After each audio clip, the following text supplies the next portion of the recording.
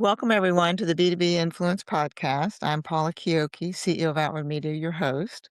And today we welcome Todd Lebo. He is CEO and co founder of Ascend2, a firm that is well known for turning original research into real marketing performance. Todd works with leading B2B organizations to uncover what actually driving demand, where teams are misaligned on metrics, and how insight can shape smarter strategy. Welcome to the show, Todd. Thank you for having me, Paul. I look forward to this conversation. Yeah, me too. I mean, I've known Todd for a while, so I know the expert work that they do. In fact, we work with you, so very excited that you were able to make time for us. So let's jump in. From your latest studies, what's the biggest disconnect you're seeing between what B2B marketers believe works and what the data actually shows?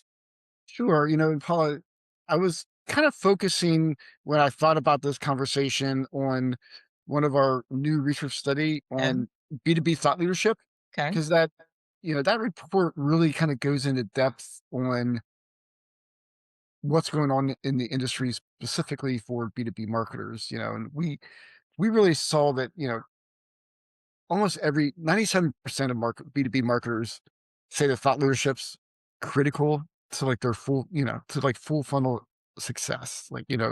Uh, they need thought leadership to uh, drive, drive trust, to help with conversion, drive leads into their funnel, and really lifetime value of Mm-hmm. their clients, which is the most important thing. Almost all of them agree that it's important, but only about not 43% are actually using it beyond, like, starter acquisition. They're not really expanding it beyond that, and so that's, one of the biggest disconnects that we saw. Why do you think that is? Do you think they just afraid to do it, Well, or there's a couple of theories, yeah. and Paul, you probably have seen this a lot. One is so many times we're so focused on acquisition that you know, that's like the shiny thing, acquisition. But really where you make your money is the renewal and the long-term relationship. And so I think it's not as The lifetime value you just mentioned? right, the lifetime value. And that's sometimes not always the sexy part of marketing, but it's the most profitable. So like really thinking about like, how do I, you know, keep somebody and have that long-term relationship where you really start seeing the investment pay off. Because we all know that it's a lot well, it's easier to keep a client than it is to get a new one. So the main thing is you don't want the churn. And I agree with you that the thought leadership is very important, but something that we really got more involved in, I got more involved in the last few years. So I think CEOs a lot of times are stretched thin and they don't want to be the ones who do it, but they're the face of the company and they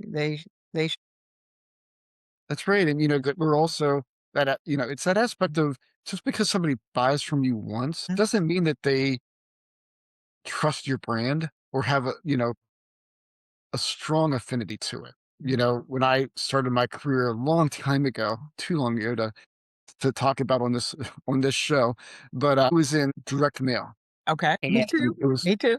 yeah, and it was with a publishing company, and so we had 3 different ways that we tracked our success. One was acquisition and what it costs to bring in a new subscriber. Hmm. And then it was kind of interesting. We tracked the first year renewal and the second year renewal because we Okay. found like, you know, it's hard to get somebody to say yes the first time, but the second hardest is the second time. And once you get somebody to say yes twice, then you typically have a long-term customer. Hmm. Hmm. So we tracked those 3 different steps. I found out early in my marketing, career that if you pay attention to those renewals, especially that second yes, it really pays off. I absolutely agree. We certainly practice that here. So, are there any long-standing demand gen tactics that the research suggests are quietly losing effectiveness, even though teams are still heavily investing in them? Yeah, I mean, we did see what I would call like an over-reliance on companies relying on 2 like, only a few channels, Okay. and that was really kinda limiting their performance. it tells me like, tactics like, webinars and LinkedIn, they haven't stopped working when when you're not expanding into the different channels that the people want to be communicated in, you're really limiting yourself. Yeah, I agree with that 'cause, what we've started preaching is adding in the social media connection with the programmatic, with the email, with the direct mail. A lot of companies have pulled back on their direct mail, but, we saw a little bit of resurgence in it last year, I believe. Yeah, you just can't be one channel. Yeah, and you're right. Some of those channels like direct mail can be effective as people leave it, right? You have You're the less only one and you might competition. be the only one in it in your space. Yeah, That's right. That's right. So, sometimes you have to go back and look at some of those, oldies but goodies. And as you know, like email is still extremely effective. very effective, and one of the things we've counseled our clients to do is if there's an, opening, a click in the email, prospecting outreach campaign is to then maybe send them the piece of direct mail versus the whole data set. That's a smart way to do it. Cuts the cost down, right? And it's somebody who's already interacting with you. That's right. That's right. And it provides one more touch point with your brand.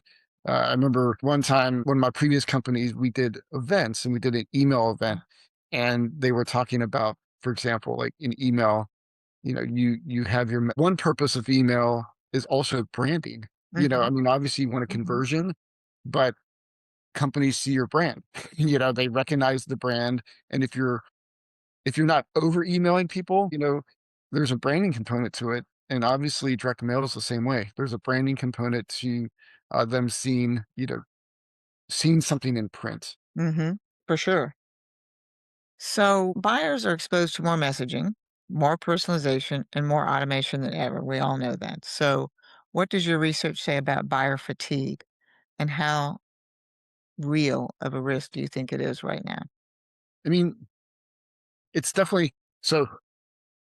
Bottom line is yes, we're seeing buyer fatigue, Mhm, and a lot of that goes to, I think, when you develop a relationship with a prospect, they go into it with expectations. Expectations of how frequently you're going to respond, yeah, how frequently you're going to reach out to them. And there's this aspect of relevancy mhm, that they don't want you to abuse. mhm. If you're sending them over and over things that aren't relevant, that aren't personalized, then they're going to push back, right? They're going to say, Or you opt don't out value or this what have you, relationship. right? Opt out or Yeah, they're going to opt out. They're going to say, no more. And so I think what we see is that aspect of that's why it's really important to be able to track your different channels and find out the preferences of your customers Mhm. and stick to that, right? It doesn't help to oversaturate them with messages that aren't tailored to them. The more you can segment your data and send out special, very targeted sends, the better. Well, with your research, are you seeing, because everybody's talking about AI, right? That's the big thing right now. So, are you seeing with any of the clients that you're doing research for that they're including AI in to help with that personalization and delivering the appropriate materials that for relevance for the Yeah, yeah, yeah, I mean, definitely. We see more companies starting to see like, how can they use AI, like you said, to be more efficient? And I think it is working. I mean, like anything new, it takes time for companies to figure out how to tailor what they're doing. But yes, I Mm, mean, that's the great thing about AI. It can go through a lot of data and it can help you with those, personalization, segmentation, learning more. There's the factor of intent data, right? Better understanding what a person's intent is so mhm, that you can send them the right message at the right time. So, yeah, I mean, we're definitely seeing it. We're seeing it also just, for thought leadership. I mhm, mean, a lot of, mhm. we did a research study, recently, and, we found out 32% of professionals now discover thought leadership through Gen AI tools. Okay. Oh, So professionals are using it to find out what the right, solutions are, maybe for services they're looking for. And it's a really important channel to investigate. yeah, we've certainly embraced it here, and I think, just in terms of the research for working with different companies to really understand them better, cuts that time way. way down in order to come up with how you should approach a prospect. So, yeah, I think it's awesome. And I read a research study recently this week on AI, and it said that companies were developing maybe up to 50 creatives now that they could mix and match and push based on how the response is coming back. So I thought, wow, okay, Yeah. I that's mean, I would just caution marketers to the segmentation part of like what AI can do, mhm, uh, I think can be amazing. I think you have to be cautious about creating a lot of kind of generic content mhm, that you're mhm, using. Um, obviously, we're a big advocate for original research mhm, because it provides, data points that you can use. And like we have a lot of clients who, like, for example, if we do a research study and it's in 4 different regions of the world, they can go out and say, "Hey, here's what we found out about the US audience. Here's what found out about the UK audience." So you can target, some of your content to the, UK audience and specifically UK data. and it is Um, different for different yeah, countries, for sure. very different. Yeah, Or small companies versus mid-sized companies versus enterprise companies. Like they have different challenges, different ways that they are using their technology and things like that. So what we're finding is when you're using AI to get all these different segmentations and like you said, break out your messaging and your content, you still want to make sure that you have content that's of high quality and valuable. And you have to be careful, I think, of using AI and just generating a ton of content, mhm. but all very generic content. Well, that and then also depending on the size of the company and their legal how they approach legal, as legal always has to pass, you know, say grace, I guess, over what's going out as well, and I do think it does, to your point, prevent a little bit more of the personalization. Yeah. And So, you see it, I think, don't you feel like you see this a lot, Paula, where you get messages and you can tell that they were AI generated, yeah. right? And But then I've gotten some that I couldn't tell, yes, yes. and I was impressed because I recently had my car serviced and I was dealing with AI, I didn't know it. It seemed like a person, going back, setting the appointment, following up, seeing if I was happy. And then when I talked to the service manager, he goes, "Oh, that Anna's AI for us." I went, "Oh, you're kidding." I didn't detect it. I mean, and I think that's probably a combination of the data they're bringing in Mhm. to support that AI. And I I'm mean, looking for it, I mean, I'm not yeah. the average person, I'm in the business, so and I did not detect it. Yeah. So I mean, that's pretty amazing. I mean, it's crazy. It is kind of fun as a research firm. Obviously, we're doing a lot of topics around AI, and so I get to talk to people about like different applications for AI. This is just a little fun side story, but like there Mhm. was one of the companies I was talking to recently that they said like one of their clients, it's a restaurant chain, 'Kay. and every time a plate comes back, the AI scans it to see the leftovers. No way. And they can then calculate, for example, portion control. Ah, S inter So they can look and see like, okay, like, um, green beans, for example, like X amount is returned. They can go from like 9 ounces to 7 ounces Yes. service size based on, the AI and that ability to, That um, that's create like fascinating. efficiencies. That's fascinating. I would never have thought of that. And think Yes. about the cost savings that you extrapolate across the chain, to all the different locations. That's amazing. And see, the other thing is some people don't eat as much as other people, right? So, like you mentioned, the portion control. What is that exact amount? Wow, that is fascinating. Yeah, so when you think about it, like regions of the world, different countries have different, and so when you extrapolate that and think about like your industry, like what are the ways in your marketing that you can use in a smart way, use the AI to, efficiency and I think effectiveness. So Mhm, efficiency could be like the ability to scale. Like, you mhm, can now scale, and like you said, you can have 50 different campaigns going out. mhm, Right. mhm, And so that mhm. provides scaling and efficiency. But then if you're able to do, for example, like a lot of our clients use their research studies. And like I said, they break it out by region or industry, company size, and start breaking down the data to smaller pieces so that they Mhm, can go to that mid-sized company in the UK with very specific data points as compared to maybe something that's more general. And so when you start thinking about it like that, or in your so much of search now is going from Google mhm, to answer engines. mhm, So if you have your content broken out where it's getting picked up by those answer engines, not only is your content going to be captured and used by more people, it's going to identify your brand. So there's just a lot of interesting things I think happening, mhm, and you and I have experienced this with digital marketing over the years of how it's changed the industry. Marketers are going to still have a very valuable seat at the table, and maybe even more valuable as they kind of embrace and think of how this is going to use how they can use AI to make their programs more efficient and effective. Yeah, and speaking about the marketing efforts within a company, they're starting to align more in this at the C-suite level where everybody's seeing, it's not just marketing siloed over here and CEO thinks this, but they're all depending on the size of the company, they're starting to converge a little bit where they're all get becoming aligned. That's right, We're seeing and that.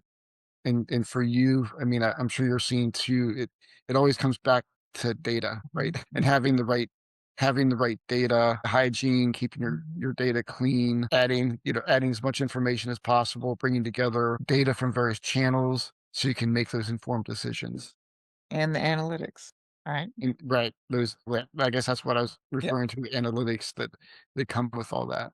yeah. So we were talking about you mentioned intent. It's really a big topic that, that people talk about. Based on SN2's research, where do marketers most often misinterpret intent signals, do you think?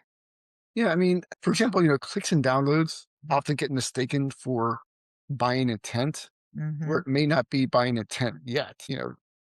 Interest, research behavior, readiness at various stages of the funnel. Those are all critical issues. But I mean, the problem is, you know, our tools collapse them into a single score, and mhm, that mm, sometimes it can lead for teams to act too early mhm. in thinking that these activities are buying intent as compared to maybe, still investigating, trying to build trust under, educational components that are still needed. So I think intent data is still highly valuable. I think you just have to make sure you don't make bad assumptions on it. Yeah, to your point, I read recently, I think it was this week, actually only 2 to 3% are really ready to buy coming off of an intent signal. So to me, the nurture track of you mentioned the education and developing a cadence where you stay in touch with them, where you're not annoying people is important. And what we find a lot of times with clients or people that we're looking to work with is that they don't manage that part of it. The ongoing certain cadence of just staying in front of the prospect until they become part of that 2 to 3% that is actually ready to buy. Yeah. So I mean, I think it's hard as marketers to not become too anxious sometimes. Mhm. Mhm. And I mean, we you have know, a client last year that said, if you guys hadn't been sending your newsletter every month, we wouldn't have thought to reach out to you. They became mhm. a client, you know, and that's just a simple thing, the newsletter. But that tells you that you do need to stay in front of people for when they are ready to raise their hand, right? Yeah, I mean, and we've all experienced this ourselves, right? Where we start doing research on a topic and then have to put the brakes on for a while, Mhm. Yes. you know? Yeah. And and I think it's that aspect of making sure that you don't harm your brand by being too aggressive That's it. Yeah. and not listening to what's going on. Especially since the B2B buyers are, I think it's roughly, was it 72% I read said they really don't want to talk to anybody Yeah. till the very end. You I know? know, which is a little bit sad, but Right. that's I'm wondering how that affects the salespeople people's jobs, because the other thing I read was that, about 5 years ago, the e-commerce sale for B2B maximum was around $50,000, and now it's up to 500,000 without talking to anybody. That's a pretty big sale to not have to talk to somebody. I know. I know. If anybody doesn't want to talk to me, but wants to do $500,000 of work, I'd be happy to. You're okay with that, right? I'm okay with that. My feelings would not be hurt too That's much. right. I feel the same way. So if a B2B team could only track one or two signals to better understand buyer readiness, what should they prioritize and why, in your opinion? Could you repeat that? Sure. So people talk about signals, right? So if you're tracking at least two signals to better understand buyer readiness, what do you think they should prioritize in terms of determining the buyer readiness? Because you mentioned just the open and the click doesn't matter. Is there any other kind of signals that you're aware of that help that a customer, I mean, I'm sorry, a marketer could prioritize? Yeah, it's really it's a little bit hard, I think, to answer that by because sometimes it can be by industry Mm, and kind of understanding your product, because I mean, obviously, on a for a B2B company, I mean, you're always looking for a demo, right? Where people actually reach out and say, "Hey, I want to look at I want somebody to guide me through looking at your product," mm, right? But obviously that's an easy one to think about. But I would say what we see in our research a lot of times is the educational markers, like where people are spending time on specific pages where you can kind of see that they're now looking at if you have like let's say a playbook, for example, like they downloaded that playbook might be a really good indicator now that mhm. they're gone beyond the surface and now they're actually trying to look at the details of how it works. So I would say the intent a lot of times, especially on your site, would be maybe specific content pieces and time on pages Yeah. that can be more indication of intent. I mean, time on pages can also be a little bit misleading because people they keep 20 different 20 different browsers open. So they might not actually be on that for Mm, 2 hours studying it. If those are the type I think of intent indications. It's a little bit harder, I think, when you have third party intent because those are still, have not been nurtured by you. mhm, And so I think those, anytime you can get intent data, I think those third parties could be really helpful um, when you're bringing them in and looking at helping to make a like a bigger picture. Like I can see like, oh, you know, Paula's shown intent on other third party sites, but mhm, until I get you over onto my site and start, having that engagement, I think you can make sometimes bad assumptions based on the third party intent. They're mhm. very helpful, but I think having that intent data on your site is probably where you have the most informed decisions.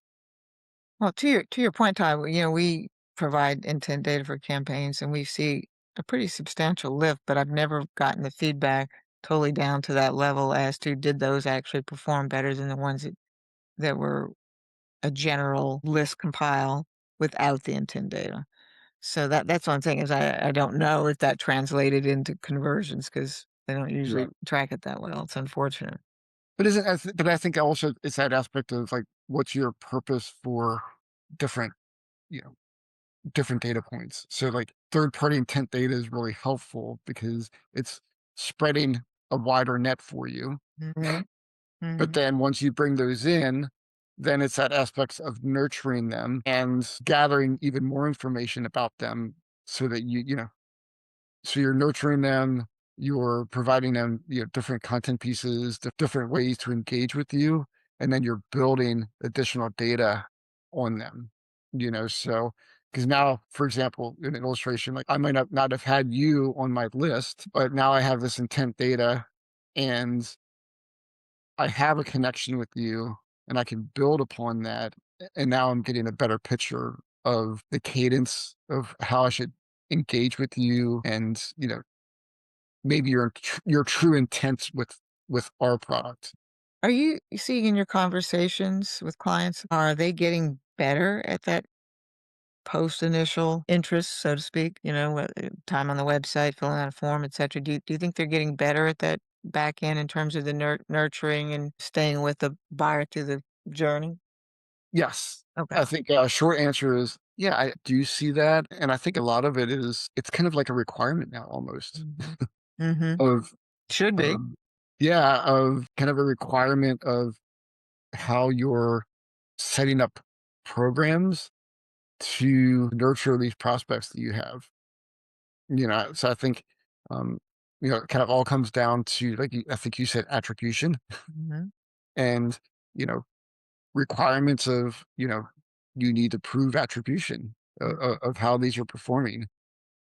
Uh, I feel like since we're in so many more channels now, it used to be, you remember the last touch attribution was it, then it mhm, was weighted across the different departments want to get the attribution. The people that handle the email or handle the pro mag or handle the social, they want the attribution, and especially in the larger companies. But to me, it's like across all the channels, is that, as you mentioned earlier, driving the brand awareness and then hopefully the action.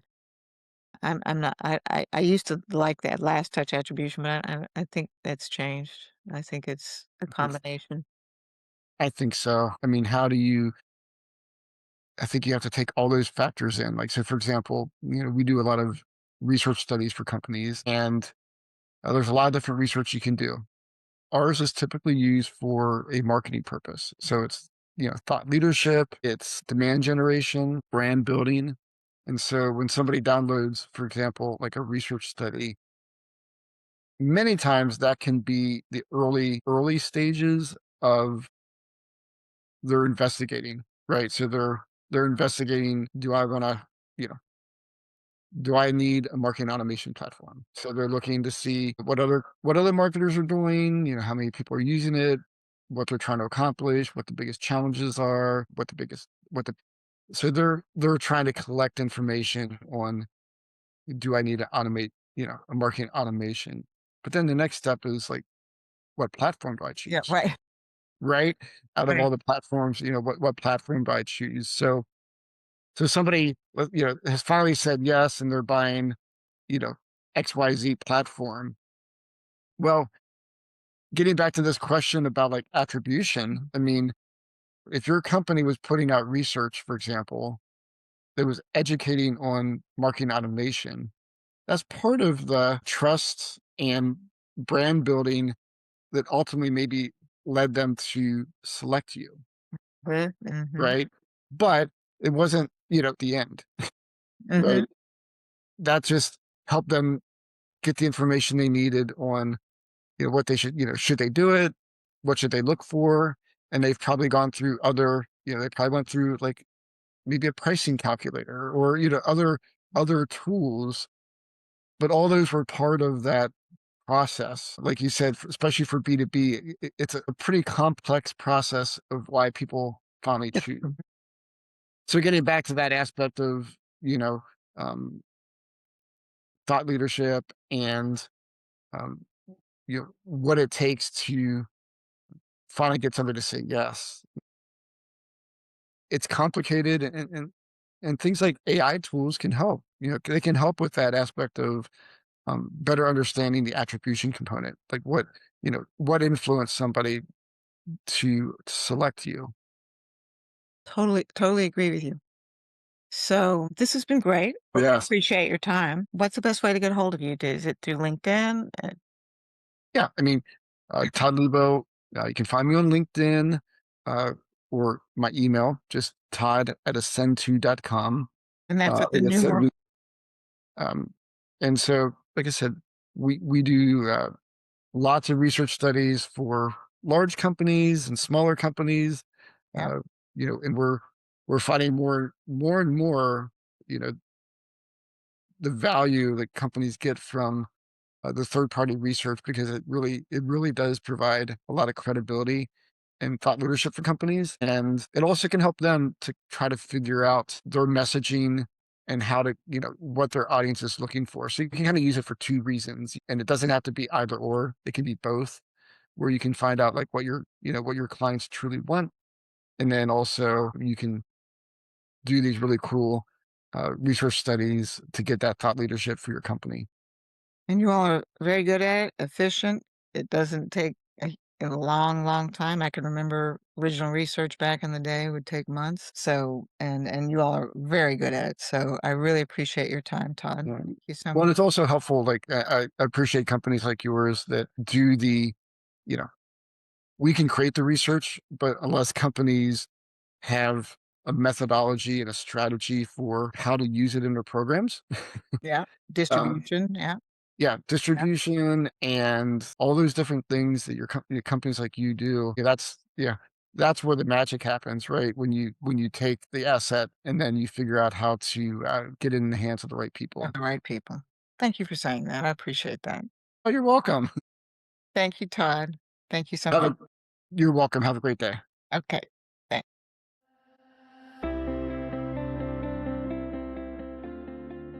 That's it for today's episode of B2B Influence. If you picked up something new or found yourself rethinking your approach, take a second to subscribe, leave a quick comment, and share this episode with your network. And don't forget, once we hit 25,000 subscribers, one lucky listener will win a free customer analysis. Just subscribe and comment to enter. If you want to be a guest or know someone pushing the boundaries in B2B marketing, tap the link in the show notes to nominate or apply. And if you're ready to fuel smarter campaigns and more accurate targeting, check out what we're doing at OMI.